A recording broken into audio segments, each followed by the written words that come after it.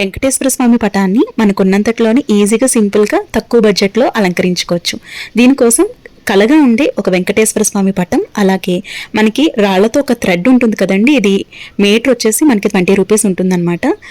అదొకటి తీసుకోండి, ఒక 2 మీటర్స్ తీసుకుంటే సరిపోతుందన్నమాట. అయితే ఇక్కడ మీరు ఎక్కడైతే స్టిక్ చేయాలో అక్కడ గ్లూ ఉంటుంది కదా, ఆ గ్లూని పెట్టి ఈ విధంగా స్టిక్ చేసేయడమే. ఇదైతే చాలా సింపుల్ అండి. ఈ టిప్ మీ అందరికీ కూడా నచ్చుతుందని అనుకుంటున్నాను. మీరు ఎక్కడైతే స్టిక్ చేయాలో అంటే స్వామివారి దండల దగ్గర, అలాగే అలంకరణ చేస్తూ ఉంటాం కదా, అలంకరణ దగ్గర ఈ విధంగా చక్కగా అందంగా స్టిక్ చేసుకుంటే చాలా బాగుంటుంది. వెంకటేశ్వర స్వామి పటానికే కాదు, మీరు ఏ పటాలకు అలంకరణ చేయాలనుకుంటున్నారో ఆ పటాలకి అందంగా అలంకరించుకుంటే సరిపోతుంది. ఒక్కసారి స్టిక్ చేసామంటే అది చాలా లాంగ్ టైం ఉంటుందండి, చాలా బాగుంటుంది. ఇలా అలంకరించుకున్న తర్వాత ఈ పటాన్ని పూజలో పెట్టుకొని పూజ చేస్తే ఆ దీపపు వెలుగుల్లో స్వామివారు చాలా కలగా కనిపిస్తారు. మనకి 25 రూపీస్ కూడా అవ్వదండి, కానీ చాలా బాగుంటుంది. వీడియో నచ్చితే లైక్ చేయండి, షేర్ చేయండి, సబ్స్క్రైబ్ చేసుకోండి.